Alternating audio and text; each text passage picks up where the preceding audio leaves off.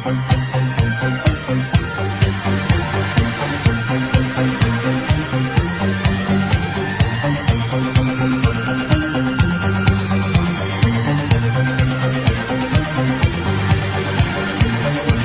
the high desert and the great American Southwest, I bid you all good evening, good morning, good afternoon, wherever you may be in the world's 25 time zones, each and every one covered like a warm blanket by this program, Midnight in the Desert.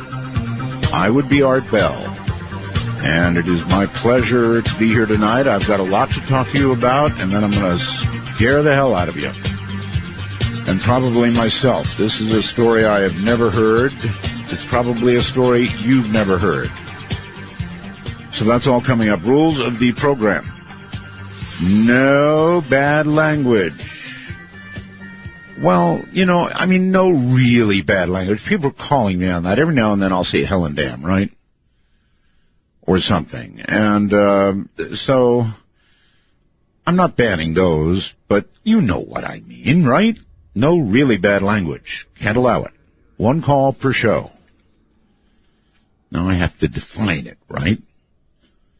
Like the Supreme Court says, you know it when you hear it. All right. I have news on Abby, otherwise known as KIC 8462852. I think we're going to call her Abby, though. Seems like a good name to me. She discovered the star, right? All right, so here's the thing. I have inside information again. I've had it now twice from NASA. Once NASA itself, once JPL. And now I have somebody inside the main scientific circles that are looking at all this right now. And I'm not going to burn this person's name. I understand that makes you perhaps down a little bit, what you're about to hear. But I beseech thou, please go to artbell.com immediately. Artbell.com, because I'm going to ask you to look at a chart, and I almost never ever do stuff like that. But this is important. Go to artbell.com, and right below tonight's guest info, you will find a chart. This is the chart. What this shows is the dimming of Abby. It's no minor matter, and the information I'm about to give you does come from inside the main scientists looking at this, and that's all I can say. You're just going to have to trust, and I do, that the information is accurate. The first 16% dimming event was a weird one. The light curve would suggest that the object is monolithic and triangular shaped. Ta-da! This fact is what's driving all the scientific interest, because that is exactly the kind of structure that you would build to announce your presence to the universe. You don't see big, opaque triangles in nature. Doesn't happen. If the spectra show the object to be opaque when it comes back around, then it can only be explained as an alien megastructure that was probably constructed to announce the presence of the civilization. That would imply that they wish to make contact. Woohoo! There is a slim chance it could well be conglomerated comet tails. Very slim. They, too, can appear triangular. However, as you'll see in Graph C, and that's what I've got up for you right now, Graph C of Slate Link below, well, below my guest, which is close up to the 800 event, what they call the 800 event. That's the big dimming, right? Notice how smooth the curve is. As time goes on, it exponentially blocks more and more light until at the very end it abruptly drops off. That indicates that a perfect isosceles triangle passed in front of the star. This is hot stuff I'm giving you this morning. The Hubble Space Telescope is now on standby to look at Abby. We'll call her Abby. The moment a dimming event is detected, the first second they detect any dimming, Hubble is ready to go. They'll use the STIS instrument to look at the spectrum of whatever the object is, and get this. They may even get an image of it, as they did with the exoplanet orbiting Fomalhaut. The triangle feature is being referred to as, in quotes here, the Imperial Star Destroyer, informally for fun among scientists, because it is a huge, slow-moving triangle. So now, using that phrase, some of the scientists will know that I have an in, but I'm not going to burn my sources. The Imperial Star Destroyer. Not bad. This is big news. You don't find triangles in nature, folks. If that's what she be, Abby, then we're looking at a signal to us that they want to make contact. Do we want to make contact? If you want to see the big event charted, you've really got to see this. I mean, you've got to look at this chart. You can see the 800 event centered on that. And then the additional random dimmings. Imagine if they actually get a shot of the damn thing, a big triangle. Figures it'd be a triangle, right? That's how I thought of it. Figures it'll be a triangle. That was my big sighting. Anyway, that's from inside the science circle looking at all this now. And again, I'm not going to burn my contact, but I'm going to tell you it's good information, as I did with NASA. I was right then, I'm right now. This is getting really exciting. I mean, it really is getting exciting. When we can lead with these kind of headlines, and it's still not a done deal, of course, but my God, folks, when has this program ever been able to talk about the scientific possibility of life beyond our own planet? I don't think it's sinking into a lot of people. Some people it's making angry. I got into sort of a heated email debate with somebody about this earlier, and as you know, on the air, I interviewed some very religious people from back in the Bible Belt, and they're not so happy about alien contact at all. Of course, I threw down some pretty hard stuff to make them say that, but there is a definite prejudice against anybody else being out there. There's one God, and for a lot of people, there's only one people that He created, and we're it. All right, onward. This is another biggie I want to talk to you about. British and U.S. officials said Wednesday they have information suggesting the Russian jetliner, Russian one, that crashed with in the Egyptian desert may have been brought down by a bomb. Now, I'm a CNN junkie. I'll admit it. I am. I watch CNN all the time. I think they were brainwashing the holy hell out of us today. Really, I mean, all day long, it wasn't, was it a bomb? It wasn't the usual, we don't want to make any guesses until we have absolute proof. It was a bomb. Likelihood is it was a bomb. Now, they're of course just repeating what the U.S. government and the British government are saying. I will grant you that, but we're going to examine why the U.S. and British governments would be saying that. And boy, was CNN their mouthpiece today. Let's think about why. I mean, normally CNN, pretty good about plane crashes. All the talking heads they have on. The British guy I really love. But, they all kind of were swinging in there with CNN that this was a bomb that brought it down. And it may well turn out to be it was a bomb. But we don't know that yet. And normally CNN would be ultra careful with its talking heads. And they'd all say, but we have to wait and see. But, in this case, it was most likely a bomb. Yeah, we saw, a heat signature when it blew up. But they're beyond that now. They're talking about inside jobs and, it being ISIS, and ISIS, in fact, has taken credit, perhaps not in the normal full way they do. They may be protecting an inside source. I'll give you that. And also I will give you that it may have been a bomb. But at this point, we don't know that. We don't have one scintilla of proof that it was a bomb.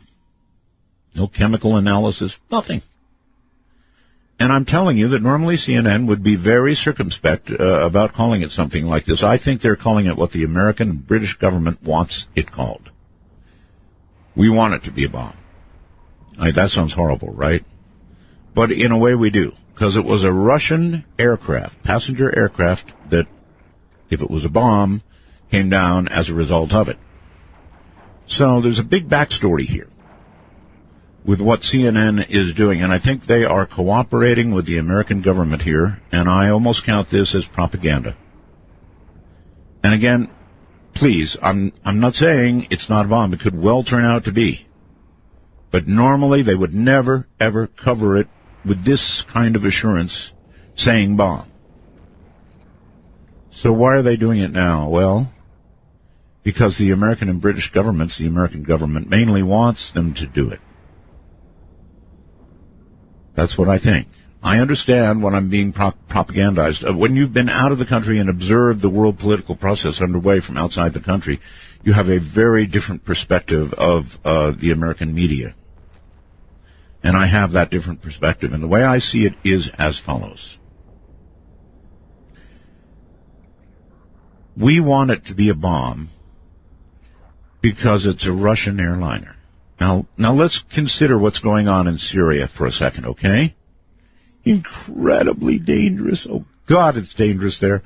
So we've got Assad, a guy that we ostensibly wanted out, right? We wanted him out. He was horrible. Then, we sort of reconsidered a little bit, and we haven't said much lately, like, maybe Assad's better than whatever might come next. But still, we officially don't want Assad there. The Russians are in Syria now, in a big way, tanks, troops, bombing. But they're not bombing ISIS. They're helping us to death by bombing, but they're bombing the wrong people. They're bombing the rebels who want to take down Assad. In other words, Russia's in there militarily propping up Assad. We've been complaining bitterly about it now for a long time, right? What do we want Russia to do? We want them to bomb who? ISIS, of course. So if this can be a bomb put in a plane by ISIS, then it might make the Russians really, really angry enough to begin actually bombing the people we hoped they would bomb. ISIS. So while we're normally extremely circumspect, we've seen a lot of plane crashes lately, right? And they're always very cautious. So what's up this time? Is there a connection between what the U.S. government and Britain say and then what CNN is hyping up? Yup, I think so. Anyway, for your consideration, you can write to me and let me know whether you think I'm right, wrong, or upside down. Then we've got the case of the USS Kitty Hawk. What is that? You know what the Kitty Hawk is, right? It's a great big super carrier. Kitty Hawk was in the Pacific, along with the ships that tend to her. And surprise, surprise, oh, Captain, look, off the port bow, it's a Chinese sub surfacing. That's right. A Chinese sub surprised everybody by surfacing near the Kitty Hawk. Now, my guess would be somebody's head is going to roll because of this. I can't know that for sure, but I'm guessing. They were supposed to be protecting the carrier, and you were not supposed to ever get surprised by something like a Chinese submarine. So that's what's going on in the world.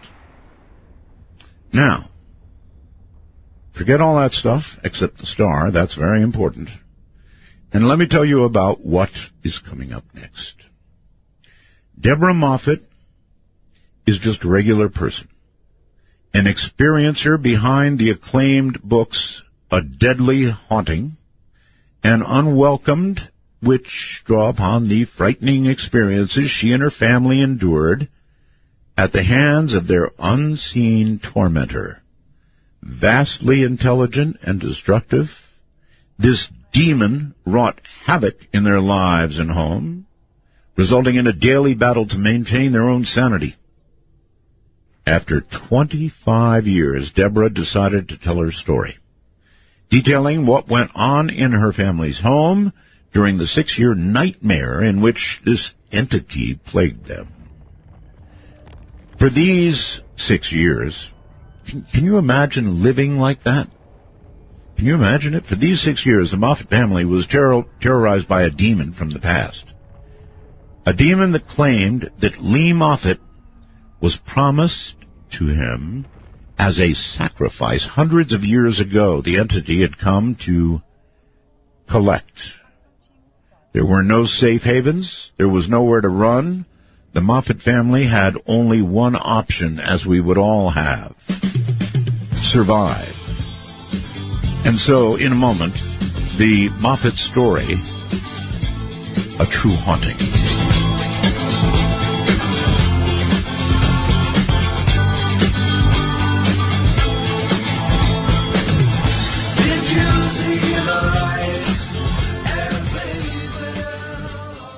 At the terror in each sip and in each sup,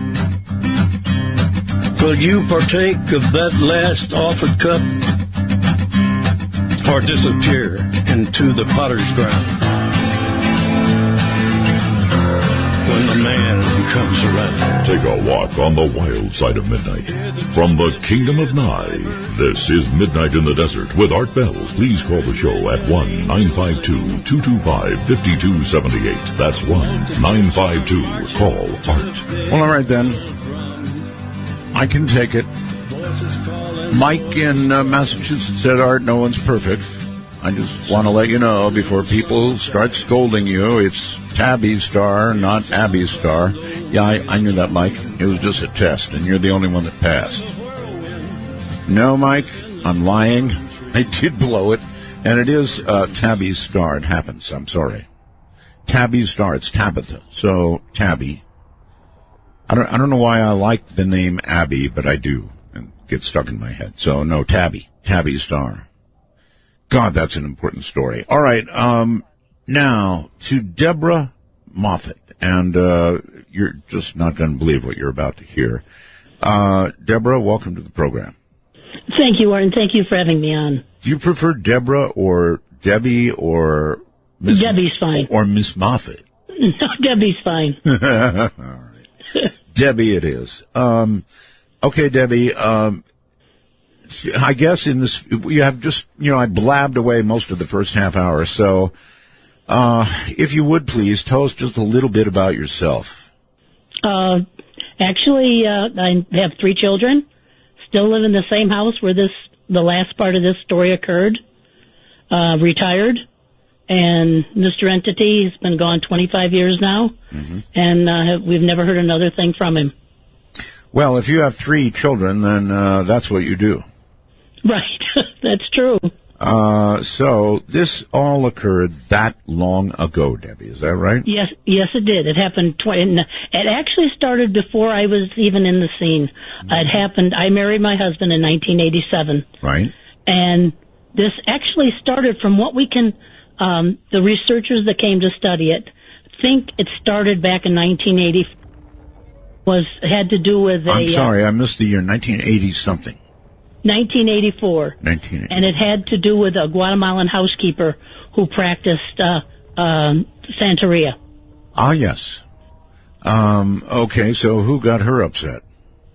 Well, back in 1984, my husband's mother, her mother, his grandmother, had a stroke, and they hired a Guatemalan housekeeper to take care of her. Right. And she lived right next door to my mother-in-law and my husband. Right. And the Guatemalan housekeeper, very nice lady, I don't think, from what I've been told, did any of this on purpose. She was afraid that when she lost her job, when the grandmother died, she'd have to go back to Guatemala. I see. So I think she was trying to keep the grandmother alive as long as she could. And what happened is she opened some type of a door and allowed something to come in. Is this sort of all guesswork, or do you have any firm reason to believe that's what happened? It's partly guesswork, partly from what my mother-in-law found at the house. After her mother died and Juanita left the house, they went to clean it, and they found strange markings all through the house. They found candle wax, broken rosary beads, and blood and feathers. Oh. So from what they told the researchers that came to the new house, they believe that that's probably what happened. That's because they can think of no other way, why this started. Okay, but yeah, that's quite a bit. You said feathers and blood, and what else? Broken rosary beads, feathers, candle wax, and strange symbols all through the house. Okay, so there was practice going on in the house, no question about that. Right. Well, I do agree. I do certainly agree, Debbie, that when you dabble in such things, you do leave open the door for something you don't want as well as something you do want. Yes. Like I said, I don't believe she did this, anything to happen on purpose. She was just trying to keep the grandmother alive to save her job. Yeah, okay. But it didn't matter. Something evil did come through. Yeah, so I get that, but I read in the opening that Lee Moffit was promised to him as a sacrifice hundreds of years ago. Right. Now, that's different than somebody practicing Santeria and calling the wrong thing across. Well, this is a story that now the entity used to communicate with us by writing on a mirror with soap. Really? And it would write from morning, noon, and night. And it told me the story of, because one of the times I asked it, why are you doing this? Why are you here? And it told me why it wanted Lee. Okay. That he was in, not now, I don't mean in physical form, but he was in a monastery way back in the 1600s. And some of the monks there practiced Satanism, and they promised him a blood sacrifice. And it never came to fruition. And the lady, she wasn't sacrificed, but he believed because she was promised to him, Lee, in a past life, now she still belonged to him. And now he found her and he came to collect her. Okay, I want to be straight about this. Lee, or Lee to be, was promised in a past life to this demon. Right. So it wasn't Lee per se, it was, I guess it was Lee. How could they know to promise Lee would be there that far ahead of time? I don't know. They promised her in that lifetime with the monks, they were going to sacrifice her, and something happened and she wasn't sacrificed. So he still believed she belonged. This is what the demon wrote to me. So he still believed that she belonged to him, and he came to collect her. Wow. So Lee came to collect her. You mean, I thought Lee was your husband, no? No, Lee is my mother-in-law. Your mother-in-law, okay. No, I'm sorry. My husband's mother. I'll get it all straight. It's a complicated story. Okay. All right. So that Lee, the mother-in-law, was promised to this demon in a previous life. In other words, some kind of, almost like a curse, I guess? I guess so, yeah. In other words, don't take me, but you can take somebody in a lifetime or two or three, or whatever, somewhere down the line in my lineage. Yeah, right. From what I understand, it was her. He gave an impression that it was her, that this was a previous life of hers. Okay. That would make sense. But one would imagine there was a deal cut. In other words, don't take me, take somebody from my lineage somewhere down the line. I don't know. I'm just. So I don't know is a good answer. Yeah. I don't know. You know what? There are so many things about this to this day that I still don't know. I'm glad you're saying I don't know. Listen, I really worry when somebody comes on the show with me, Deborah, and gives me an answer to everything I ask. When I hear somebody finally say, I don't know, I love it. It gives credibility to the story. You know, usually you push hard enough and somebody says, well, the demon told me one night when I had a deep sleep, you know, or something like that. In other words, they try to provide an answer to every single question you ask. And as an interviewer, I've learned that's not a good sign. So stand by, Debbie, and we'll get back to you. This, of course, is Midnight in the Desert. Really, I'm telling you right now, I'm hearing voices in my head. Did any of you hear what I just heard? Did you? Anybody out there?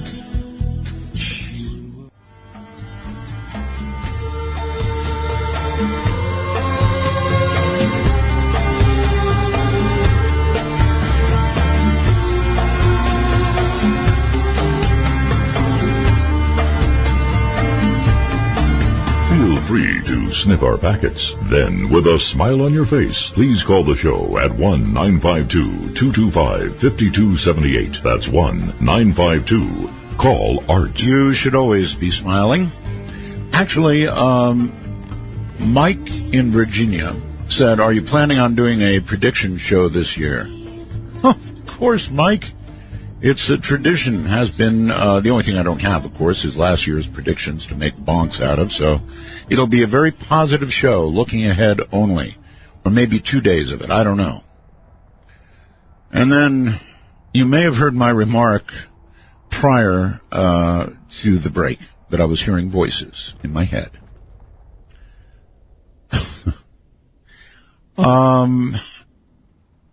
David, yes, I was hearing voices. And I called Keith, who operates, the board down there in Arizona. And I said, Keith, I'm hearing voices.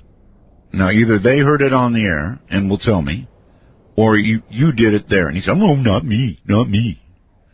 And then a moment passes. He said, oh, God, I left the mic on. And let me tell you, there's nothing more demonic than the Roland voice in your ear. Demonic indeed. And since I'm on the subject of the wormhole and messages you can send, if you are a time traveler, you get to pick. By the way, we've got between 75 and somewhere like 80 shows now in the hopper. You can go back and you can listen to old shows. You can hear last night's show in the afternoon when you want to hear it, and you have access to the wormhole, and you can send me messages about how I screw up, and so much more. All right, that said, yes, Roland's voice is demonic indeed. Debbie, welcome back. Thank you. All right, so I would assume then, that long ago, your children were about what age when this began? When this began, my one son had just been born in 1987. Right. And then the other two were born in 1990. They're twins. Oh. So until this came out in 2014, they knew nothing about it. We had never spoke about it in the house. So I had to tell them about it before I even wrote a book about it. Okay. And here we go. We're now going to begin to get about it, what really happened. This is so well documented, all of this. I know that, for example, somebody I trust implicitly was there with you, Dr. Evelyn Paglini, who helped you out, I guess, substantially. You can confirm that, right? Dr. Evelyn Paglini was awesome. She was a wonderful lady. Okay. I mean, when she came to the house, she came in with such courage and such confidence. That was Evelyn. Look at her, I thought, we're saved. This lady's going to save us. If anybody could, She'd be the one. The Warrens, were the Warrens also involved somehow? And Lorraine Warren came. Really? Yes. But I guess Evelyn Paglini helped out a bit more? She couldn't get rid of it. Couldn't get rid of it? Wow. No. Wow. And the entity hated Dr. Paglini. I can imagine. He absolutely hated Dr. Paglini. He every minute was writing nasty things about her, vulgar things about her on the mirror. But she told us, she said, I can't get rid of this. She said, it's too powerful. It's ancient, it's old, and I can't get rid of it. Let me tell you, for Dr. Paglini, that's one hell of a statement. I know it, because I thought she'd be the one. But she said, she was actually worried for my mother-in-law's life. Oh, yes. She said, I can suggest something to do. Whether you do it or not, it's up to you. She said, this deity, she called it an ancient deity, or she never really called it a demon, and she called it more of a deity. Okay. She said, if you take one room upstairs and empty it and give it the room and pay homage to this won't hurt you, and it'll actually make your life better. She said, because I can't get rid of it, and I don't know if your mother-in-law can be saved. So, oh, good Lord. That's what she suggested. Wow. Okay. Let us now go back to the very first thing, and you're still in the same house, right? Well, see, it started at a different house. Oh, it began. All right. So at this different house, located where? In what? Where it very first started, it's in Rancho Cucamonga, on Archibald and Narrow Highway, excuse me. I always thought there was something wrong with Rancho Cucamonga. I could never pin it down. And there were like 3 houses right on the corner, right there. And my mother-in-law and father-in-law owned the one in the middle. Her mother owned the one next to it, and my husband owned the one on the other side. All right. Well, so the 3 houses were all connected. Let's deal with the house you were in. Was it limited to that house, by the way? No. And when all 3 houses were affected. Oh, my goodness. All right. Start with the first thing that ever happened. No, I can start with the first thing that happened that I can confirm because I actually saw it. Fair enough. Things that happened earlier, I never saw, so it's only hearsay. Fair enough. Thank you. I actually witnessed, the first thing was a ports. We had a tenant that moved into, my husband rented his house out, and we lived with his mother and father. Right. He had a heart condition, and he just felt closer, felt safer living together. So we all lived together. Right. We rented out his house to a gentleman. He had a large sports collection, my husband. So he left one room in the house locked. And the gentleman had free run of the house, but he couldn't touch this room. Got it. We would go down periodically to check on the room. The very first thing that happened is we unlocked the door where his sports memorabilia were, and something had taken all the baseball bobbleheads off the wall and put them into the shape of a triangle on the floor. Oh my. All right. And, of course... And this is locked all the time, is that right? This was locked. We were the only ones with the key. But you automatically you don't think something's happening. We automatically thought the tenant did it. Well, that's just bad. I mean, then you think you have somebody you can't trust. Right, but at least you can see that person, and you can deal with them. True. We confronted him. He said, I've never been in that room. I never touch it. I have a room like that in my house. There's nothing but very expensive, very complicated radios inside, and so nobody goes in there. Right. That's the way Bill felt about his sports collection. I fully understand. Mm-hmm. And so here are bobbleheads on the floor in a triangle. Right. We locked it back up, like I said, talked to the tenant. Well, he assured us he didn't touch it. Well, what could we say? We thought he did, but we said, well, don't do it again. Right. Within a week's time, my mother-in-law was very religious. Yes. Next to her bed, she had a stand with all types of religious statues on it. One morning, she wakes up, and on the statue of Jesus is a pair of men's briefs. Bad. Out of nowhere. Of course, she thought one of us was playing a joke. You know, what are you doing? None of us could figure out how it got there. At that time, none of us even understood what an apport was. Well, look, even I don't know what it is. What is it? It's something that moves, something like an object that moves without anyone physically moving it. Right. Okay, well, here's what I think. There's almost nobody, regardless of their religion, who would do something like that. I mean, it's just so highly disrespectful. I can't imagine, of course I don't know your family, but I can't imagine anybody would hang some underwear on a cross. No way. No, she was very upset, and it progressed from there. Pretty soon we started getting all kinds of different clothing on her statues. Then we couldn't figure out where they were coming from. Then we started getting mail and receipts, and they were all coming from the tenant. They were coming from the house next door. Receipts? You mean he was buying stuff? Sure, there would be receipts where he bought some clothes, and he had a receipt for them. Yeah. And they'd end up on her chest by her religious statues. I see. So it started all around religious artifacts. Right. We went down to a house. It's very hard to explain to the man, listen, we have your things up at our house. You can't do that. He'd think we took the things from his house. Was that his underwear? Yes. Oh, good Lord. It was his. I don't know for sure. At the beginning of that, I would, as a woman, and I'm not, I'd have reason to worry. If another man's underwear shows up on a cross over my bed or near it. Well, sure. I mean, at this point, they're probably, I don't know what you're thinking. You're thinking somebody broke in? Right, that was another theory my mother-in-law thought. Maybe somebody came in when we weren't here. Right. Because, you don't go to the supernatural, you go to reality. Of course. You try to justify things. Of course. But we couldn't. There was just nothing that we just didn't know what was going on.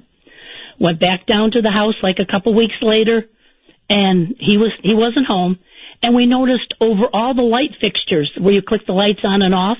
Yes. Someone had made strange symbols. And it looked like they were drawn in crayon. Well, now, you did have children in the house, of course. No. My children, my one son was only like a month old. Oh, okay. That was it. I don't imagine him slithering out of his... No. Okay. And this gentleman was all alone. Gotcha. So then within a few weeks, the gentleman said, I'm leaving. Don't blame him. Didn't give us a reason why. He just said, I'm going. And he told us that on Friday, and by Sunday he was gone. Okay, so I would guess that he was experiencing things over there, or tired of getting accused of doing things over there. Right, that's what I think too. He wouldn't talk about anything. He just left, so he was gone. Okay. We went when he left up to the house to look at it to see what needed to be cleaned to re-rent it. Right. My husband goes in his room. I stood in the living room looking around, seeing what needed to be cleaned. There was a long shelf on the top of the wall, ran the whole length of the living room with all kinds of knickknacks. Right. I looked at it, and then I looked back, and I looked again at it within like a blink of an eye. Every single thing on that shelf was turned backwards within a blink of an eye. Oh, bad. My husband came out. I said, you're not going to believe this. And he didn't.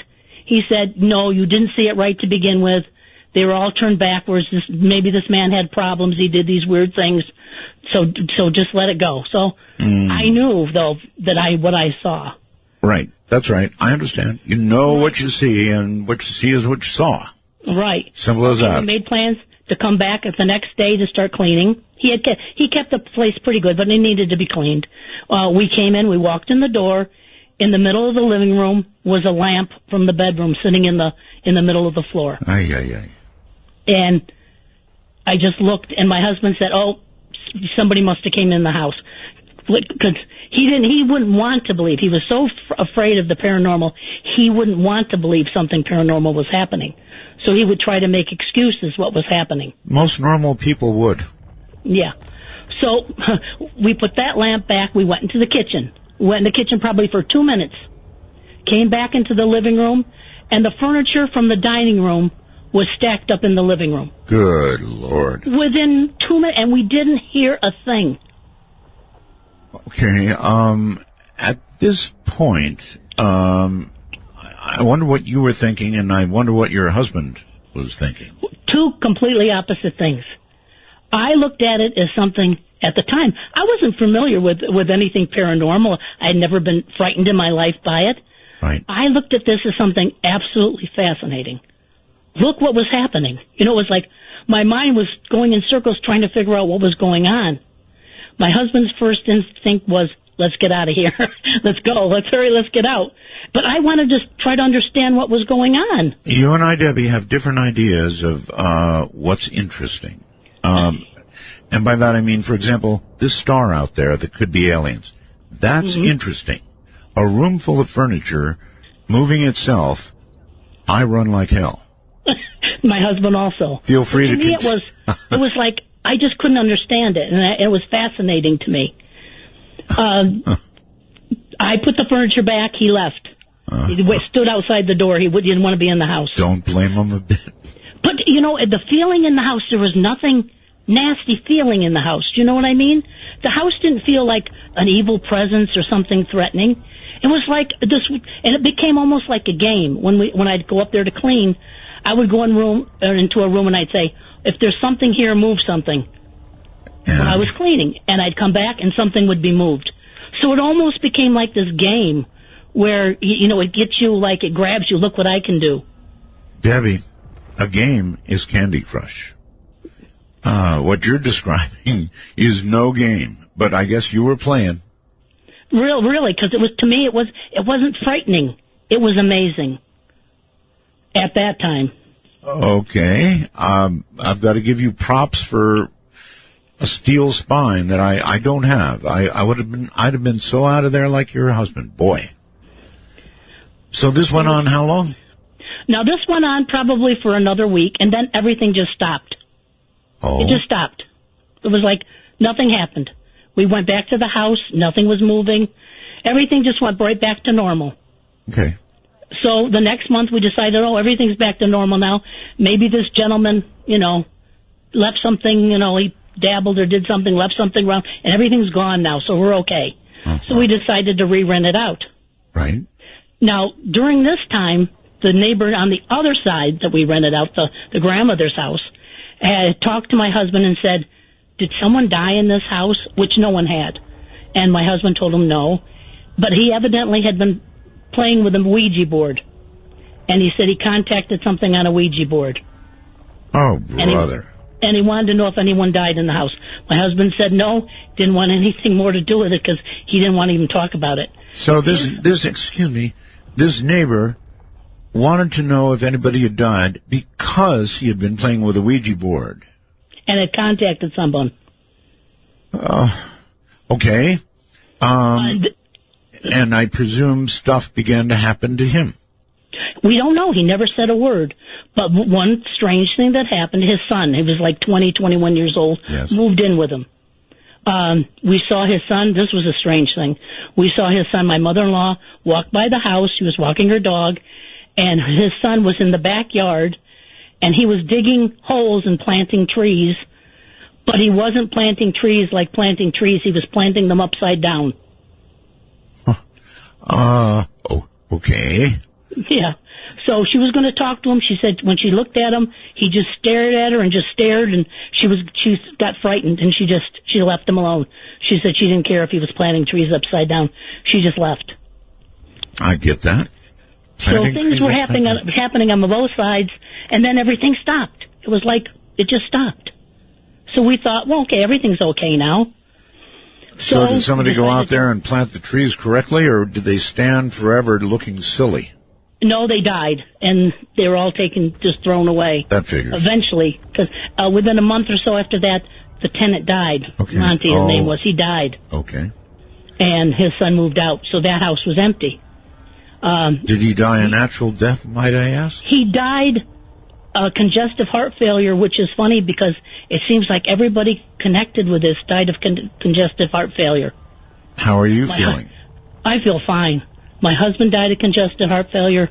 His mother died of congestive heart failure. His father died of congestive heart failure. His uncle that lived in the house next door died of congestive heart failure. Wow. So it seems to be something that runs through that. Apparently.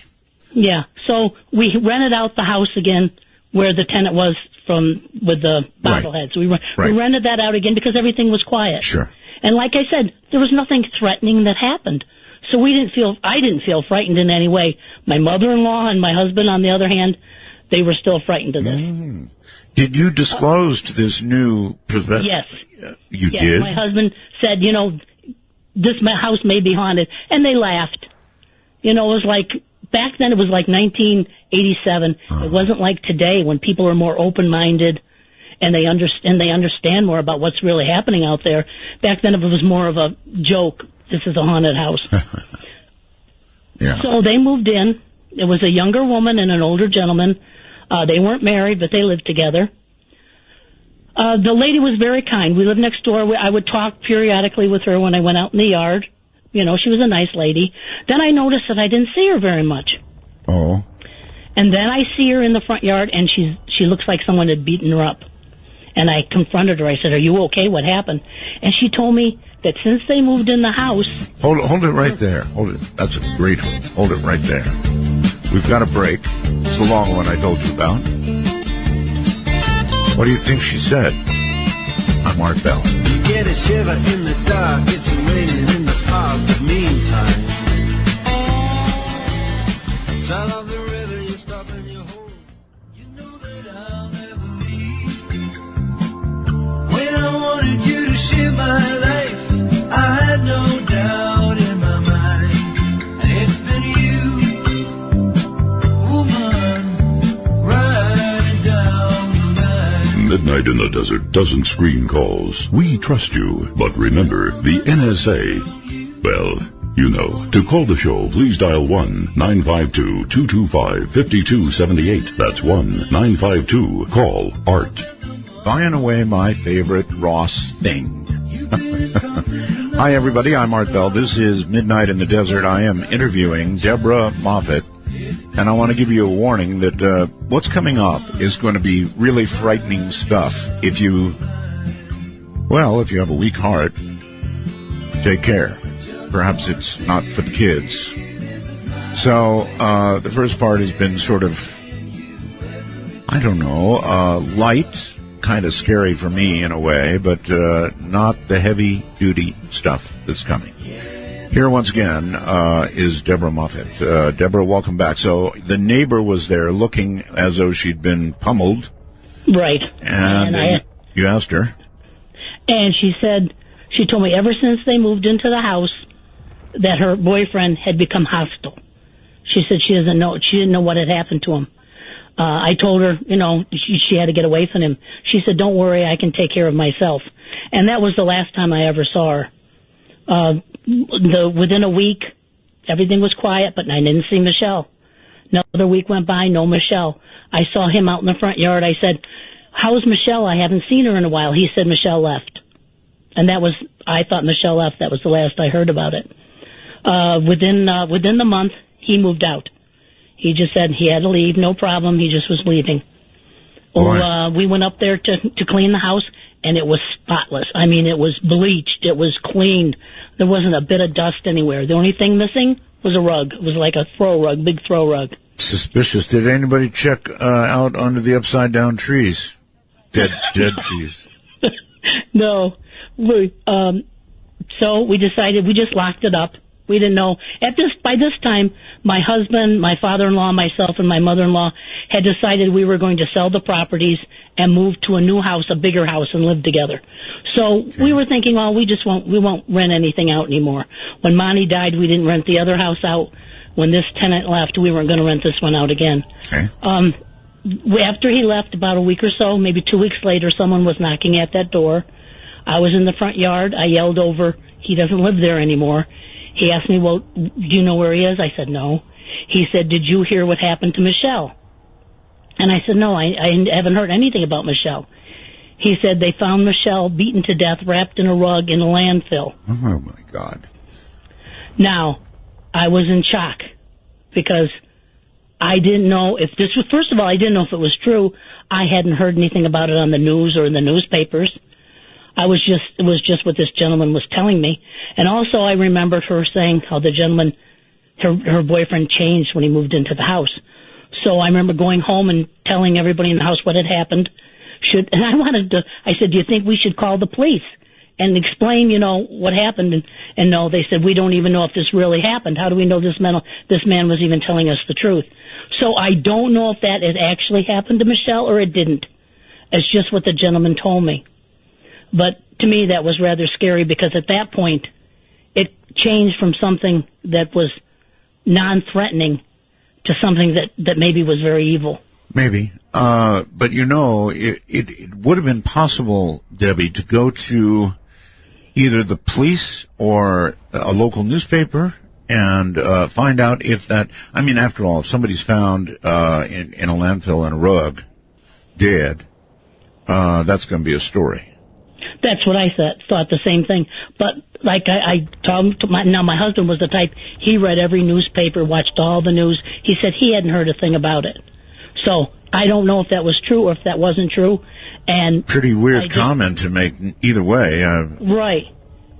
It just put a lot of, it made me frightened at that point of what this thing could do if it was real. Right, okay. You could even at this stage, even today, you could go back and find out if such thing had happened, I'm sure. Yeah, you know what? That would be interesting to do, to find out, because sure would. Michelle was a nice lady. It's not a light comment you just drop on somebody. I mean, he must have had some knowledge. I mean, where would it come out of the blue? I mean, there had to be some fact. The stories always have based on some fact. Or if made up. Why would somebody make up a comment like that? Good God. Yes. Found dead, wrapped in a rug. Okay, all right, continue.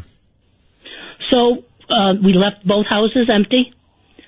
We found a new place to live. It was like 10 miles up the hill from where we lived. All right. And so we were moving very slowly. They put the property on the market, and we were moving our possessions very slowly up into the new house. The very last day we were there at the house, my mother-in-law and I were alone. And for us, this is when it really became hostile towards us. Everyone was gone. My mother-in-law and I were in the back bedroom. We were getting the last of her things, and there was one box. And all of a sudden from the kitchen, we hear almost like an explosion. We run to the kitchen, and the entity or whatever, what happened, all the cupboards had been just ripped off the walls. Off the walls? Off the walls. There were pieces of them were lying all over the cupboard, all over the floor in the kitchen. Oh, Debbie. Yeah, then we hear glass breaking. We go back into the bedroom to see what happened, and it blew out all the windows in the back bedroom. Oh, my God. And I remember grabbing my mother-in-law by the arm, and we just ran out of the house and got in the car. And did what? I mean, in the car, sure, for a while, shaking, we probably? Just sat there. My mother-in-law was shaking. She was so frightened. That I get. We went back home when we were up at the new house, and thank God for a small time, everything was quiet. Nothing happened. It was like we found our safe haven. We were okay. At least that's what we thought. But it didn't turn out that way. We were here for like 3 weeks, and then a thing that anybody else would experience, they would just ignore it, happened. A picture was turned backwards. And it was like a bell went off in my head. It was like, here we go again. It's with us. So it came with us from death. We thought we got rid of it by moving, but it didn't. It came with us. Yeah, okay. So here we go again. So it wasn't the house. It was you, or it was your mother-in-law. It was my mother-in-law. Now, by this time, my husband and I were trying to talk. My mother-in-law, she was the one that was against telling anybody what was going on or trying to find somebody to help us. Because she said people will think we're crazy, or she had it in her head, if things like this happen to us, we must be evil and we're getting punished for something. We couldn't make her understand, this is something's happening, we need help. So from this point on, we became very isolated. We started to look for help, but we became isolated. We weren't allowed to talk to anybody about what was going on. What do you mean? What do you mean you weren't allowed? My mother-in-law would go into hysterics. She wouldn't want anybody to know what was happening to us. I see. Okay. So we just kind of kept it to ourselves. And then then the entity started to isolate us even more. He would go where we went. And he would make it so uncomfortable where we went, we would stop going places. Like we couldn't invite someone to the house, so we would go to visit them at their house.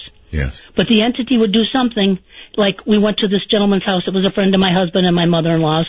And when we came home, on our kitchen table was the gentleman's wallet. Now, we were just at his house. How can we explain to this gentleman why we have his wallet? Very carefully. So it did things like that to make us so uncomfortable that we kind of isolated ourselves from everyone. And by this time, we finally got my mother-in-law to try to allow us to go and try to find help to tell people what was going on. What kind of help? First of all, we went to a psychologist right here in Rancho Cucamonga, because I remember my mother-in-law was contacting the church at the time to try to get a priest to come to the house, and we decided to go to a psychologist to see if any one of us was causing this.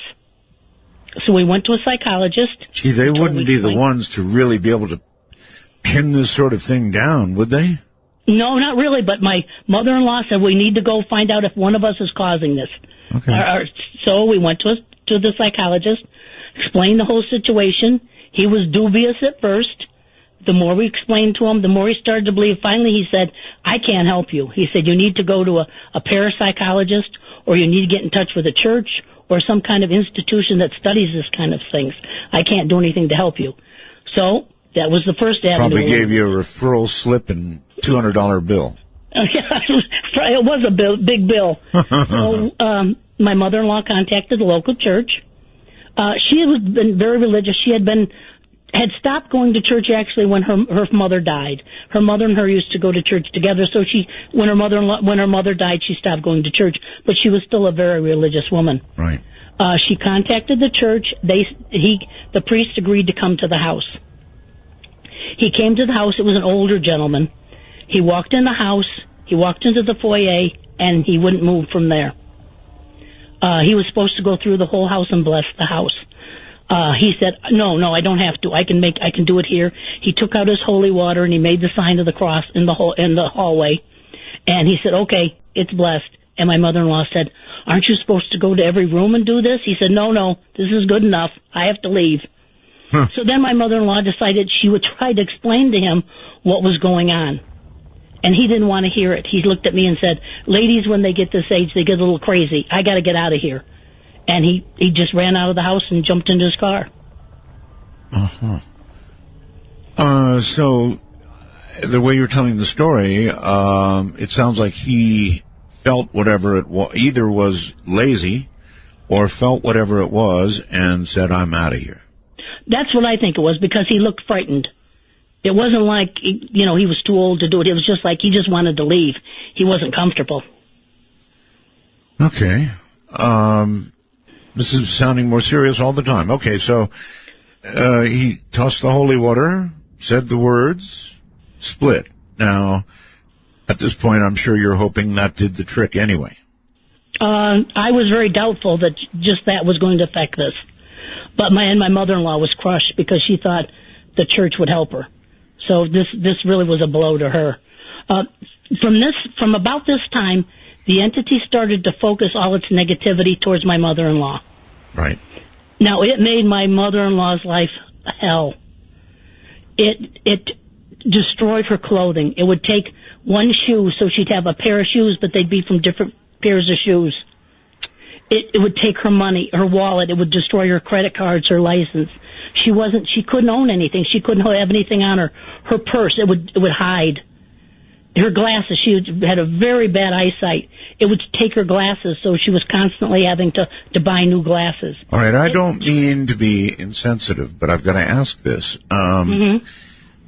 You remember what the priest said, right? Sometimes older ladies, particularly if they're scared or just because they're older, I mean, we all begin to change, right? So are you confident that the mother-in-law was of sane mind and Yes. Other than being scared, I get that, and who wouldn't my be? mother-in-law was an old world Italian lady, as smart as they come. Okay. And she was just frightened, but she was sane. Okay. And, I mean, I would see she'd go to her purse to try to get something, and she'd pull out money, it'd be all cut to pieces. Or she'd pull out her credit card, and it'd be sliced in pieces. So it just tormented her. In the new house, it was quite large. She had a bedroom upstairs with my father-in-law, and it had its own bathroom and a sitting room upstairs. We had the a master bedroom downstairs, which was a little bit further away from them. Okay. And another thing it liked to do was knives. It would bring knives. Now, these knives weren't our knives. I don't know where the knives came from. He just imported them. He would stick them through the bottom of chairs. Especially it would be the chair that she would sit in, so that if she sat, she'd sit on a knife. See, there's a message in that. A fairly clear message. That would, it would be. I get messages. If that started to happen to me, I don't know. I'd question my wife and my daughter. But if I realized that this was happening, from something like this, I don't know what well, actually, I don't know what you can do. You apparently can't move because it follows you. Right. You can't stop it because it's not human. Right. We can't even see it to defend yourself. What do you do? Yeah. And it progressively got worse.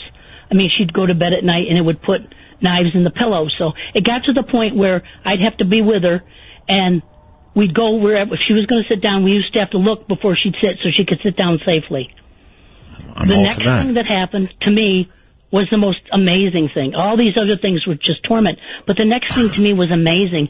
It started to write on the mirror with soap.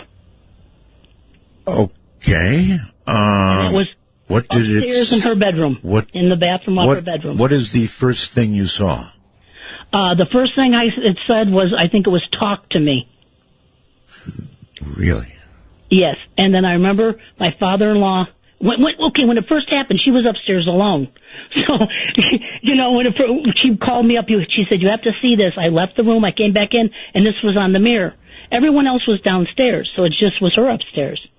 So when we all came upstairs to look at it, to see what was going on, immediately the first thing you think of is one of us wrote it. Sure. Because I never even heard of ghosts or demons writing on things and actually communicating with you. I never heard of that. Well, it was in her room, so you would think she wrote it, right? Right. So what we did first, we examined it, and I found out that it was soap. And so we cleaned it. We cleaned the mirror. Right. And we walked outside the bathroom. We were the only people in the house. There's only one door to the bathroom.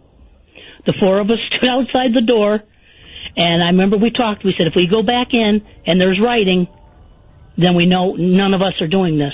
We opened the door. We went back in. Right. And there was writing on the mirror. Oh, my God. So we knew then no one else could be in the little bathroom. No one else could get in the bathroom. We were in front of the door. And the four of us were right together. Perfect. So we knew all right, so, something was happening. All right, so this time, what did it say?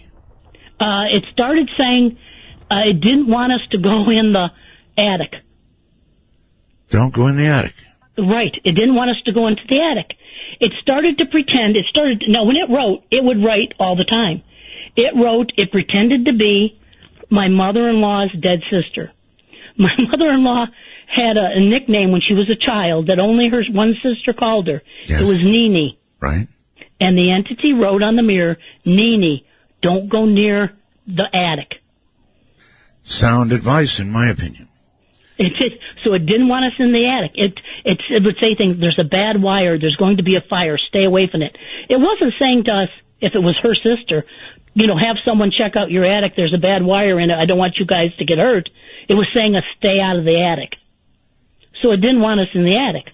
Well, I'm impressed that there were four of you who, after immediately cleaning this mirror, went back in and then saw it. Okay, so that eliminates any other possibility. It did. At that point, we knew it wasn't one of us, and no one else could get in there. All right, so usually, when there's a button and it says, don't press this button, everybody does. They press the button. So It didn't want you to go in the attic. And oh my Right. God, there's a mouse crawling across my table. I'm serious. Excuse me for a moment. Okay. I'm going to see if I can... My God, what is a mouse doing here? I wonder if it's your influence. I'm going to see if I can get a picture of this. Hold on. What in the world is a mouse doing in my studio? You know, it's funny because we were infested by rats for 2 weeks. Yeah. Hold tight. Oh, now he's gone. Darn it. All right, where'd you go? I was just set to take a pee. He was just sitting right there. I'm sorry, Debbie. I'm really sorry. You're in the middle of this story, and I'm talking about a mouse. Where did he go? Okay, let's continue with the story, Debbie. I'll keep an eye out for the little guy. Okay. I hope it has nothing to do with your story. I hope so. Please continue. So my father-in-law, we stood there. My father-in-law one time asked it what its name was. Yes. And it wrote Prince. It wanted to be called Prince. Prince. Prince. Okay. At this point, apparently, he was, I don't know, getting used to this to the point he could do something like that, ask a question. At this point, yeah, other than that, the time when it answered that, for the first, year, it didn't communicate with us. More so, it spoke at us. It wouldn't respond to what we were asking it. It would tell us things it wanted us to do, things we weren't supposed to do. It almost became we were almost like held captive. Was it like bad things it was telling you? I mean, give me an idea. It was bad things, but it would say, don't go in the attic, don't do this, don't bring anybody to the house. If my mother-in-law and father-in-law had to go somewhere, if they didn't ask the entity, say they were going to go, it would destroy the car so they couldn't go. It had such power, it stopped us from doing some of the things we wanted to do. It would break windshields, break headlights. It was the most... You can't believe the feeling of almost being held captive in your house. This is very serious damage, for one thing. It destroyed the house. The entity had a symbol. It was a triangle, and it had a tail coming out the bottom. And it carved this symbol in the walls. It burned them in the walls. It cut pieces, like 4 or 5 foot pieces of rug out in the symbol. It literally destroyed our house. Every day was putting our house back together. That's incredible. I mean, how do you go on living with something like that? Now, I guess at this point you knew it was with you, not just the house, so it wouldn't make any difference to move. It was with us. I mean, no matter we went, like I said, we'd go out to dinner, we'd come home, on the kitchen table would be the name tag from the lady that waited on us. One time we went out to dinner and my mother-in-law looked down at her plate and her meat, it had a big, like someone had taken a big bite out of her meat. Yeah. So where we went, it went. Well, that sure takes the fun out of a night out. Yeah. Okay, so there had no way to get rid of this thing. I mean, I would have tried another priest. I don't know what. We tried everything. We called Lloyd Arback. He was in charge. He had a paranormal organization. I know him. Yes. Yeah, he sent Chris Chacon out, and I remember Chris Chacon came out, and he had. At that time, I've never seen one before. One of those meters, EMF meters, or whatever it is. Yes. And he went through the house and he checked it with that and everything. And when he was done, he couldn't do anything, he said. I said, well, what is it? What's going on? And he said to me, very, very nice gentleman, he said, there's some things in this world you're never going to understand. And that was all they could do for us. Did he Everyone that came, and we called, there was no one we didn't try. We tried musicians. We tried people that practiced Wiccan. We tried, we went to Thelma Moss. She sent out Carrie Gaynor because she wasn't doing it at the time. He came to try to help us. No one could get rid of it. They would say, we'll pray for you. We had religious people come out, we'll pray for you. But no one could help us. Well, okay. I'm lost. I mean, at this point, what does anybody do? You mentioned he had a meter. Did anything register on the meter? He didn't tell me anything. All he would tell me was, there's some things in this world you're never going to understand. All right. Well, I know Lloyd, so I'll talk to him about it. Yeah. But obviously, Lloyd Arbach, very nice man. Very nice. He was, very nice man. I'm trying to think we had, like I said, people from all over. We even wrote to people in different countries. In Brazil, there was a gentleman that worked with these things. We contacted him. He told us to contact the Warrens. But before we contacted the Warrens, we had other people come out. We had this is the time I saw it show itself, or at least use something to show itself. Two shamans came out to the house. Very nice people. They came out. By this time, the entity had destroyed my mother-in-law's room upstairs to the extent, and it was felt so dangerous now. We all moved in together into the master suite downstairs. Huddling together. Yeah, so now downstairs we have, thank goodness it's a really large room, it has a sitting room, so we had beds in there, and we had bed in the other part. So we all stayed together. At night, we didn't go apart. My mother-in-law very rarely even walked through the house by herself. Don't blame you a bit. No, I think any group of people would be so terrorized. Yes, you can do nothing. There is nothing, literally, you can do. So you try to survive. Right. That's what you do. You try to survive the best you can. It got to the point where she'd be sitting in a chair. She'd turn next door, and next door would be a knife sticking right next to her in the wall. Oh, my God. And these weren't our knives. We ended up with a box of knives, a big box of knives that weren't our knives that we just threw away. Really? He just supported them here. So you saved them? We had them in a box, and we threw them away after about a year when the box got filled. We just threw them away. You had a box full of knives? Yeah, and they weren't our knives. And they were all kinds of knives, old knives, new knives. So, at this point, you had no idea. Well, you were in discussions with this thing, right? I mean, obviously. Up to a point, we weren't, because in a way, like I said at the beginning, the first year or so, he talked at us. He wouldn't really communicate with us. Later on, he started communicating with me. But at this point, he wasn't. The last thing was, before the spear came, I'll talk to you about the spear, but before they came, the Indians came. The shamans came. Indians? Yeah, okay. Shamans. Very nice people. They really tried to help us. There were two shamans came, a female and a male, and I went with them upstairs. Now, no one was upstairs. The entity took over the upstairs. It became his upstairs. Okay. You could feel it if you even started going up the steps. You'd get halfway up the steps, and it was like something would just tell you no, and you didn't want to come back down the steps. You just left it alone. So we didn't use the upstairs for like 6 years. Good Lord. He went, the two shamans went upstairs. They asked me to come with them. I went with them. They did a ritual. They had, I remember, feathers, and they were putting sage, I think, all through the rooms and chanting.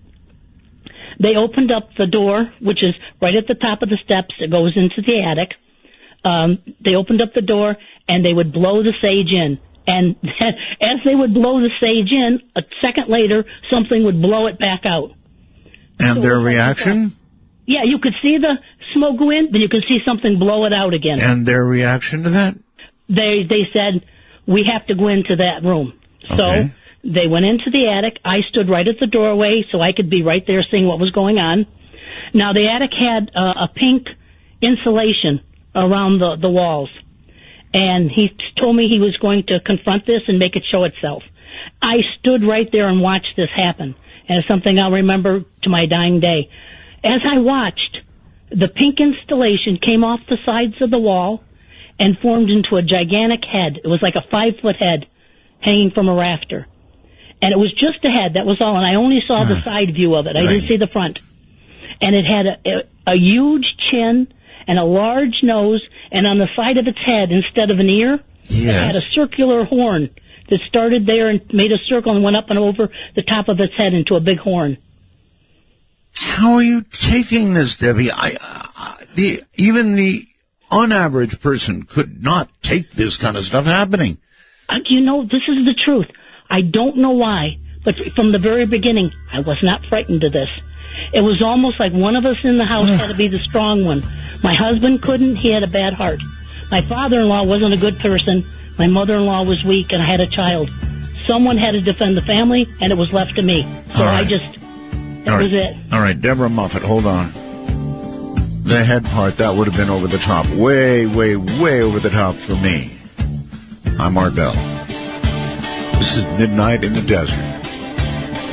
Tell you all about the mouse in a moment. Unbelievable. Absolutely unbelievable.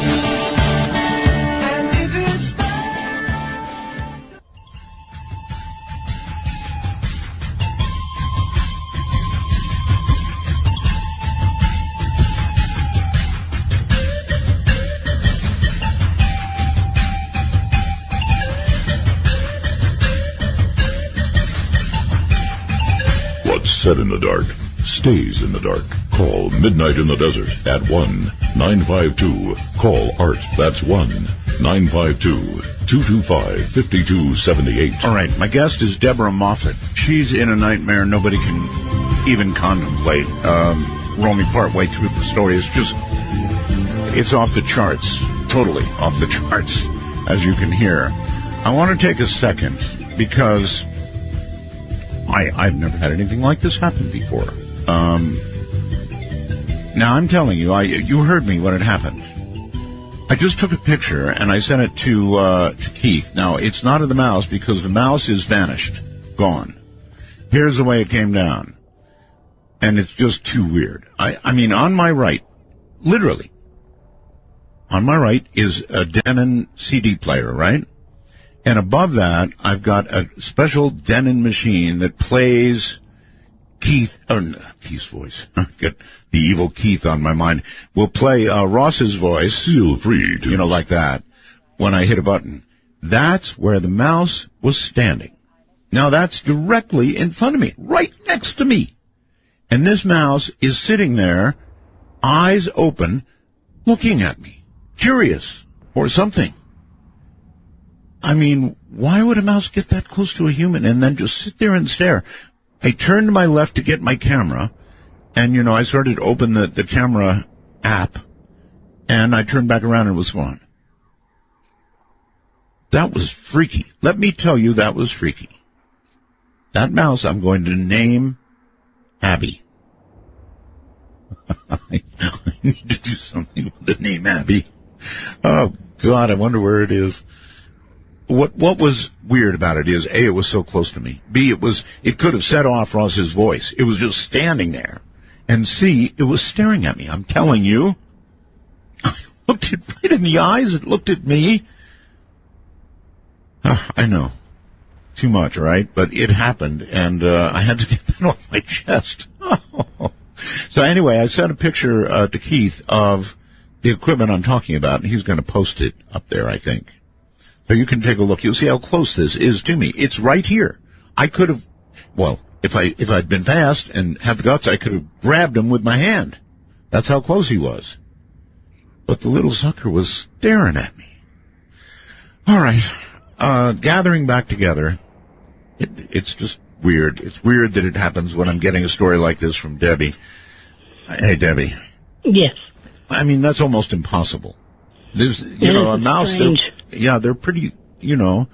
Timid and scattered. This guy I could have grabbed him with my hand. That's how close he was, and just staring at me. Weird. Okay. Yeah. Anyway, back to your weirdness. So, this thing is ruining your life. It's ruining your house. Literally destroying your house. It's putting knives hither and yon in places where you might sit. God, that awful thought. And there's no help to be had, no matter who you see. We tried everything. It got to the point where my mother-in-law was becoming distraught, which you couldn't blame her. She had no life. She couldn't even have money to do anything. Right. I believe that this entity, whatever it was, and I still to this day don't really know what it was, I don't think it had the power to actually kill her. I think it wanted her to commit suicide. And that was trying to drive her to to suicide. Because with the power it had, I can't believe it couldn't just snap her neck if it wanted to.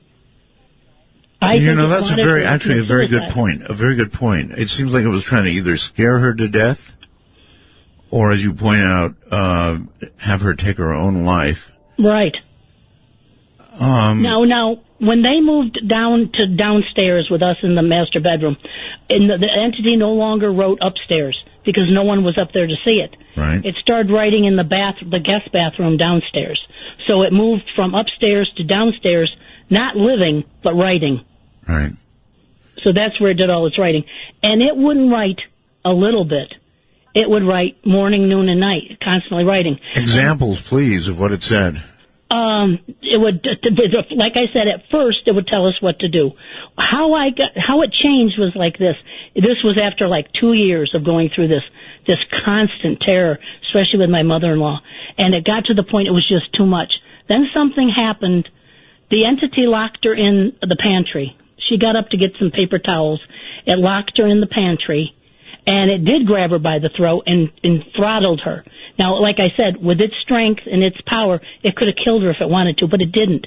But it did leave marks on her throat. At that time, it just got to the point where I felt so helpless.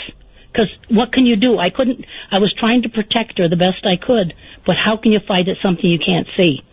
So I went into the mirror at this time. I was very angry with the entity. And I confronted it, and I told it, I said, listen, I'm going to treat you with respect. You'll treat me with respect. You're not to touch my child, my husband, or my mother-in-law, Lee. And I left the bathroom to see what it was going to say. A minute later, I walked back in, and it wrote on the mirror, I will not touch the child. I will not touch your husband, but Lee belongs to me. That's when it told me, when I asked it why, that's when it wrote the story of what happened in the past and why she belonged to him. Well, wait a minute. It wrote the whole story? Yes. It took an hour. I would go in. He'd write on the mirror. I'd erase it. I'd go back out, come back in. He told the whole story. Huh, Debbie, I don't get how you held up through this. You know what? It's because I didn't have a choice. Well, what can I do? Yeah, I do get that. I guess I get that. But when I say held up, I meant psychologically held up. How did you not go bonkers? Because I was so worried about everybody else and making sure they were safe and trying to appease the entity at the same time. Because I found out from that time on, that's when I started calling the entity Mr. Entity. I wouldn't call it Prince because I wouldn't give it that power over me to call it Prince because that's what it wanted. So I couldn't call it Entity. So I just called it, I told it I'd treat it with respect. And it sounds silly, but I started calling it Mr. Entity. From that time on, I referred to him as Mr. Entity, and he would call me Debbie. And from that time on, instead of talking at us, he started to actually communicate with me. He would write to me on the mirror. Did you get any photographs of all this? This is funny. When it first started, we'd had one researcher come and he would say, now take pictures of everything that happens and document everything so that you can show the next researcher or you can show me what's happening. Yes. So we would. It'd write on the mirror, we write it in a book, and we try to take pictures. Now, some of the pictures aren't great because you have to remember back at that time, it wasn't the digital camera where you could see if you took a good picture. Right. And taking pictures of a mirror, you got a lot of glare. Right. Right, I get that, but you did. Okay. You did take pictures. During this whole, 6-year period, we must have taken 1,000 pictures. Okay. Right? But this is what would happen. The next researcher that would come would say to us, now, you got to get rid of all these pictures. You got to get rid of all this documentation because you're keeping it here. You're acknowledging it and you're making it stay. So throw all this away. So it was a constant taking pictures, throwing them away, taking pictures, throwing them away. So luckily, my husband, who was a hoarder, he would not throw them all away. He had a box, which I didn't know about until he died. He would take some of the pictures and he'd throw them all the time in the box. So I have over 200 pictures, 250 pictures of the demon writing and the things that happened with the negatives. So I have a box full of those, but they're not all the pictures because we threw most of them away. Yeah, but it would be enough. Yeah. It would be enough. In the book, The Unwelcome. That's why I actually wrote the second book, because the second book, actually, I just wanted to show people the pictures. There's over 100 pictures in that book of what went on. And that's what's so fascinating. Even me, who went through it. See, for 25 years we hid it because once it left, we decided we're not going to talk about it because people said, well, don't talk about it because you'll bring it back. So we didn't want it to come back. So we never, for 25 years, we made a vow. We never spoke to a person about it. No one ever knew anything about it. Even my kids didn't know about it. You And when said, my husband died, you indicated that something strange happened. Well, go ahead. Your husband died? my husband died, and I was cleaning out the closet, and I found the box in the back of the closet. Right. And I opened it up, and it was full of the pictures from the demon. Okay, and those are in your book? Yeah. Just 100 of them. I have hundreds more. You have 100 pictures in the book. That's pretty darn good, I'd say. Yeah, I wanted people to see it. I wanted people to realize that, this happened. Look what it did. Look how it communicated. Okay, your books are a deadly haunting and unwelcome. Now, the Deadly Haunting is the fiction version. It's based on the true story, but it's more fictionalized. But 95% of it's accurate. Okay. I wrote Unwelcome because I wanted everything to be the truth. I wanted people to know just what happened, and I wanted to show the pictures. Oh, all right. Now, you indicate that something happened involving animals. What was that? Oh, this is very sad for me to talk about because the entity killed our animals. When we left the first houses down on the other street, we left our dog down there the last night. We were going to pick him up in the morning because we had no place to put him. Right. And we had wrought iron gates. And the entity took the dog, and he actually pulled the dog, a pit bull, big, heavy pit bull. It actually pulled it through one of the 3-4-inch wrought iron slots. Oh, my God. So half the dog was on one side and half was on the other. Oh, my God. And I could cry when I even think about it, why we left that dog there. I remember saying, please, let's take him. No, he'll be okay one night. We'll pick him up tomorrow. And he wasn't. It's so sad. It was just... All right, you did contact Ed and Lorraine Warren, right? Right. I contacted Ed and Lorraine Warren. What did they do? They were very nice people. They came out. This was back in, 88, I think, or was it 89? The beginning of 89. It was in February of 89, I think it was. Right. They were very nice people. I contacted them. They said they were coming out to California to have some kind of convention or something with a friend of theirs. I think his name was Chuck Moses from Los Angeles. Okay. And so they said they would stop and try and see if they could help us. Ed Warren was... you could sit and talk to him for hours. He was such a very kind, nice man. Lorraine was a little different. She's a little standoffish, a little reserved, but they were both very nice. I remember they came into the house. Now, whenever the entity did something, very few times did you actually ever get to see it. It's like you had to turn your back or blink an eye before it happened. And this is one of the things I actually saw. When Lorraine came into the room, she walked by a toy box, and the toy box slid right out in front of her. So I actually saw that. And that was one of the rare times it did something in front of someone. Okay. So the Warrens tried, but no luck. They came, we all sat down. She said, I'm going to walk through the house. She walked through the house. She came back down. She was rather pale. And I remember she looked at us and said, this demon is the most powerful, ancient, evil demon I have ever experienced. She said, this is bad. I remember turning dead and saying, this is bad, Ed. This is really bad. Of course, my mother-in-law almost passed out when she heard this because it really scared her. They told us they didn't have any contacts in California, someone who could come and help us other than them. Right. And so they decided, Ed said he would do a rite of provocation. Oh, I don't know what that is. I really don't know either. It's just he kind of confronted the demon. But Okay. at the time, I think there was more than one thing in the house because you got the feeling there was one strong thing and maybe some other things that weren't quite as powerful, but there was like one main thing that was the bad one. And I remember they went in and we all sat in a circle. And at the time we had a researcher staying with us whose name was Gary, who was brought to us by a friend who became a good friend of ours, Brian Hurst.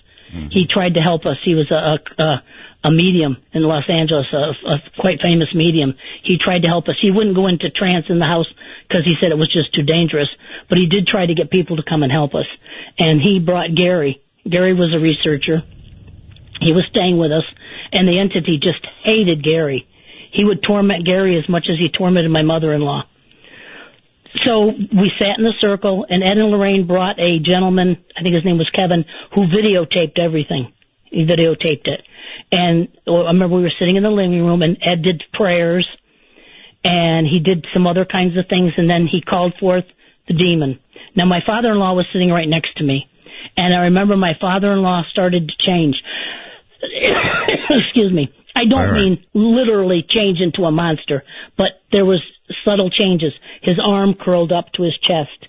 His back started to bend forward, so he kind of leaned forward. Wow. And he kind of became something different than what he was.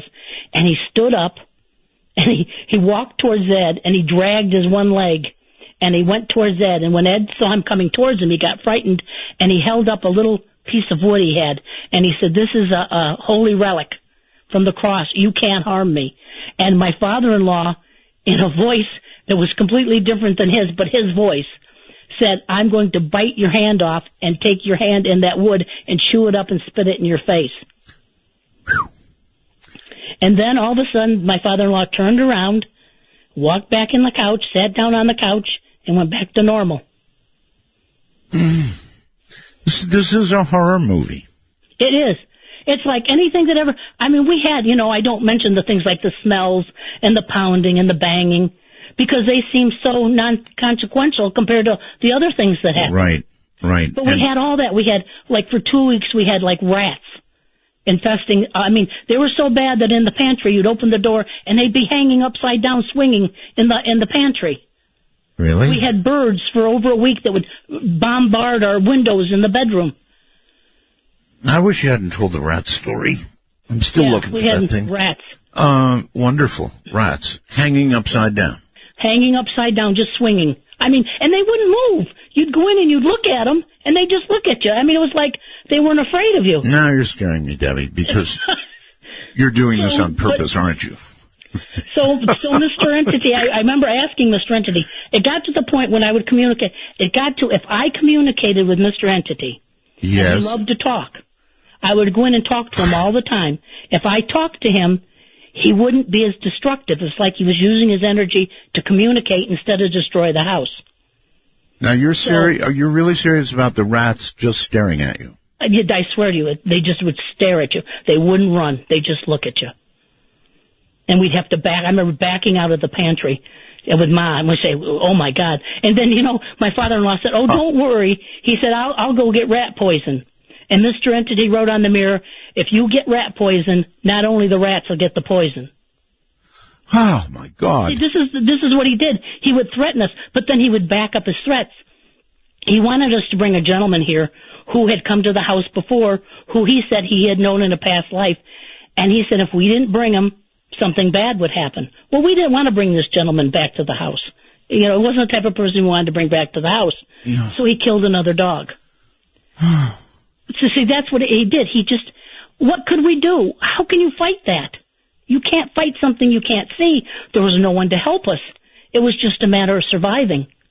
Our life became so bizarre. It was like what was abnormal to someone else would be normal to us.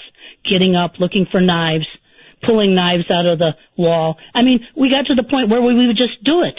It's like it wouldn't frighten us anymore because it became so part of our life. Well, now you're starting to scare me a little bit. Here I am listening to your story. I'm 70 years old, Debbie. 70. A mouse does not come up 2 feet away from you, and that's how close this mouse was. I took a photograph, by the way, and sent it to Keith. So if you want to see how close it is to me, it's the device that allows me to play Ross Mitchell. This mouse, if he had put his foot forward just a hair, would have set off one of those and played Ross Mitchell. Mm-hmm. That's how close it was. But what got to me was a little guy sat there and just stared at me. Right. It's like they're not afraid of you. It's like they're almost just staring you down. Well, yes, that's never happened in my 70 years, Debbie, and here you are telling this story tonight, and you get to rats staring at you. Yeah. Yeah. So you're freaking me out a little bit now. When we come back, I want to sort of finish up, and then I want to begin to take some calls. Would you mind doing that? Oh, certainly, I'd enjoy it. All right. What a night this has been. And if she had not come to the story on the rats, I would have been probably... I'd be feeling a lot better right now. I'm telling you, I've never had anything like that happen in my life. You know, they run. They should be afraid of us, right? This guy was staring straight at me. And that must have gone on for 10 to 15 seconds or so before I turned around to get the camera. You know, I go home 6 with the camera. Then he was gone. Shouldn't say he. I named her Abby, right? Ay. This is Midnight in the Desert.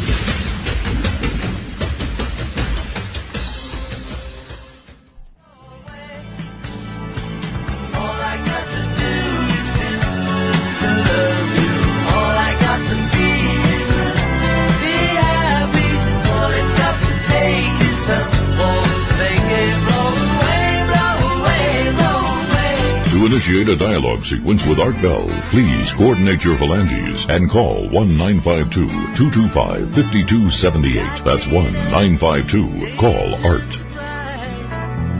Well, okay.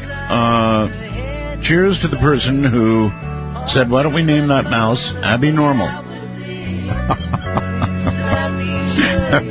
Yeah, thanks a lot. All right. My guest is...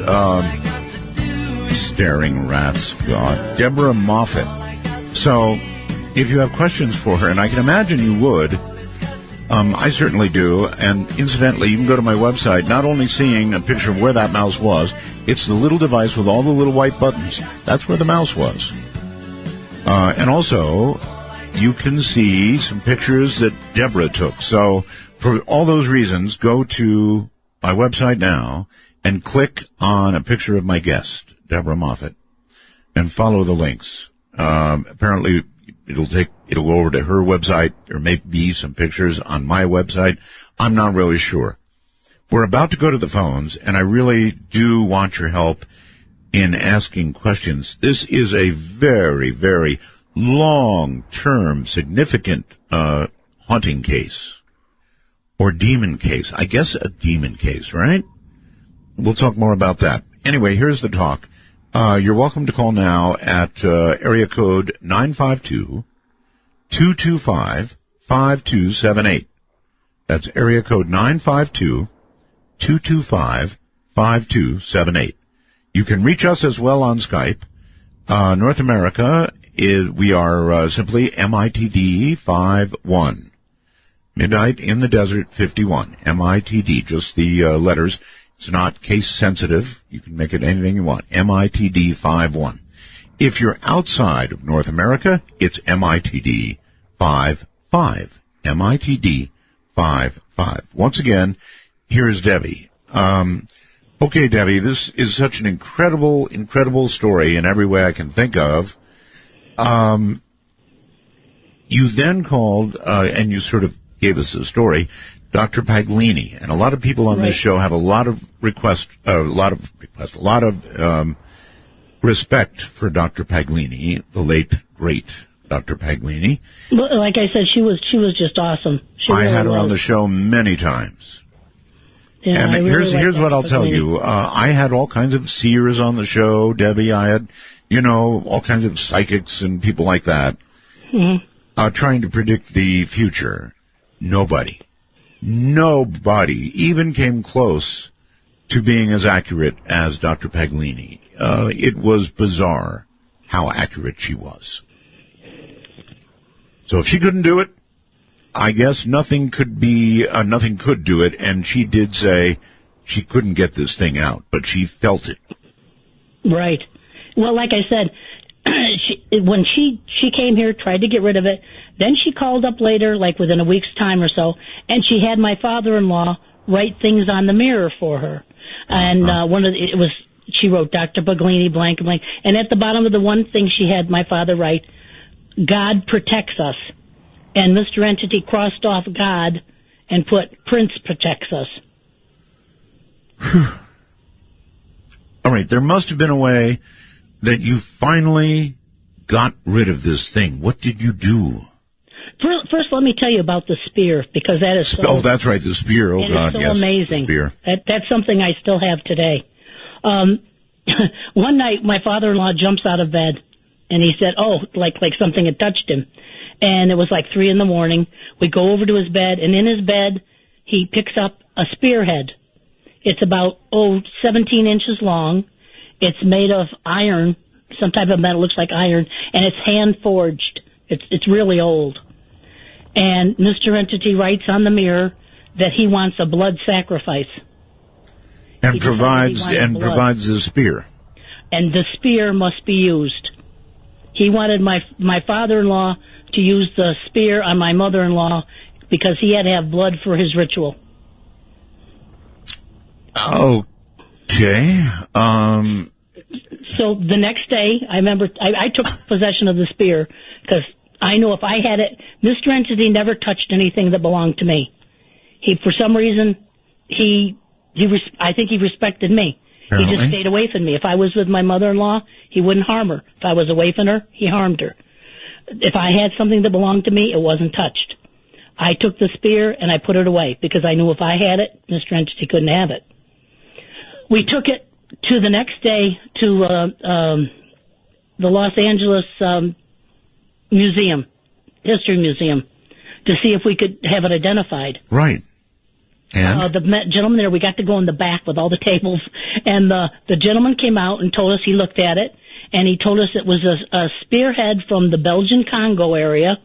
Really? It was over 200 years old. Really? And he said it looked like it was brand new. He couldn't understand it because it looked so new, like it was just made. And he said it wasn't for hunting, it wasn't for warfare because of the way it was sharpened, he could tell. He said this was a type of spearhead that's used for, the shamans use for magical rituals. So, I remember when I came home and I asked Mr. Entity, where did you get this? He said, I got it from the Congo. But he told us it was a very special implement and that it had to be used for the blood ritual. This was a very conversational demon. It talked all the time. Matter of fact, I told it, no, you're not. I actually said, no, you're not getting a blood ritual. I'm not going to let it happen.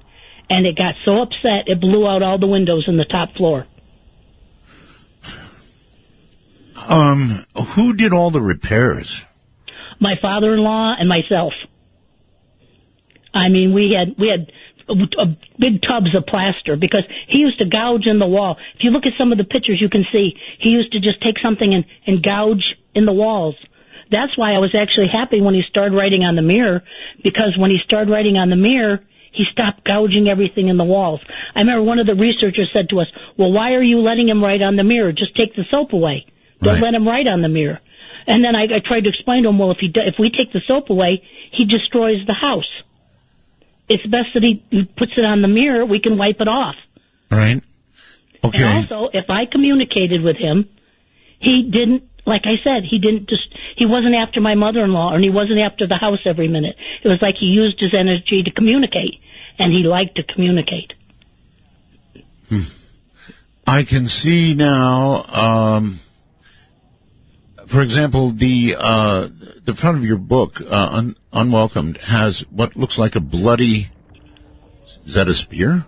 That's the spear. That's the spear. Looks like blood on it. Oh, my God, look at this. I can see a bed. Oh, my God, a bed standing on end. How does that happen? He would take, now this is strange. The room is a small room. It's a 4-poster bed. Sometimes we'd come in and the bed would be upside down, and you had to take the bed apart to get it, put it back up, because the bed's too big to turn over in the room. Yeah. So it would be upside down. Upside down's bad enough, but this is like would have to be balanced to be in this position. Yeah, it was. like I said, a few things happened in front of you. Oh, but you most did of get everything pictures. happened behind your back. Yeah. One of the most, I think, amazing things, even more amazing than the spear and the ports and everything else, is two pictures I took in the bathroom. Now you have to understand, their bathroom mirrors were bolted onto the wall. Right. They were never taken from the wall until I redecorated in 2013. Right. I would go in, take pictures, and then, we'd look at the pictures. So I was going through the pictures, looking for pictures to put in the book. And I see one picture, and then I see another picture that was taken, they have dates on them, that was taken right afterwards. Yeah, I see the dates. And you look at the picture, and the reflection is not the bathroom. Do you understand what I mean? Yes. Like if you look in the mirror, you see the reflections behind That's you the in the wrong bathroom. thing. Yes, it's the wrong thing. It's the kitchen. I can see the kitchen. I don't know how you could have put up with this. I really don't. We had no choice. Yeah, I'm getting that. What could we do? We couldn't run away from it. We couldn't get rid of it. No one could help us. We just had to survive. Right. There came a time, I guess, when you finally got rid of this thing? Yeah, it left of its own free will. Why? I mean, it had an absolute goal, right? Right. Here's what happened. Dr. Baglini, like I told you, she told us how powerful this was. Yes. But she said to me, listen, the reason I can't get rid of this is because somebody in the house is giving it permission to stay. And if someone gives it permission to stay in the house, no one can get rid of it. She said, I'm not telling you I can get rid of it even if that person leaves.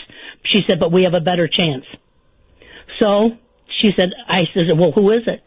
She said, we'll find out tonight. She said, I'm going to do something. She said, tomorrow you call me and you let me know what happens tomorrow night. Yes. Okay, during the middle of the night, I think it was like 3:30 or so, my father-in-law jumps up in bed and he starts coughing like he can't breathe. Right. Just coughing and coughing. Right. And shaking. And we thought we were going to have to call the ambulance because he wouldn't stop. Then, just like it started, he laid back down and went right back to sleep, like nothing happened. So the next day I told Dr. Paglini what happened, and she said, he's the one that's giving it permission to stay in the house. And I found out the entity actually wrote to me and explained to me that my father-in-law was not a very nice man. Not a nice man at all. And he had got to the point he was sick of my mother-in-law. And so he was actually encouraging the entity to kill my mother-in-law. So when the entity explained this to me, then not only did I have to protect her from the entity, but I had to protect her from her husband. And she was one of these old-world Italian ladies. We would say to her, Ma, you got to get rid of him. He's got to go, or we can't get rid of the entity. Oh, no, it's not him. It's not him. We even sent him to a psychiatrist, everything, to try to find out if the hostility he had towards my mother-in-law. Nothing helped. Finally, she made him move out. When he moved out, the entity didn't leave. The entity still stayed. But he became more he liked to talk even more when my father-in-law was gone. Once my father-in-law was gone, and I knew nothing was keeping him in the house, and Gary was still living with us at the time, I remember telling Mr. Entity, you have to go now, Mr. Entity. No one's keeping you here, and you're not going to stay here. Gary, who was a researcher, who was kind of down on his luck, he decided because the entity was so powerful that if he welcomed him into his life, maybe his life would be better. So Gary told me, he said, I'm going to go in and I'm going to tell Mr. Entity he can come with me. I'm leaving. I'm going to England. He can come with me. Mm-hmm. So I remember I went in and I told Mr. Entity, all right, Mr. Entity, it's time for you to leave now. You have to go. Gary said you can go with him. And the entity wrote on the mirror, I don't want to leave. And then he wrote, I will not work with an inferior being. I will destroy him. Okay. I'm going to go to some calls. This story did a pretty good job on me tonight.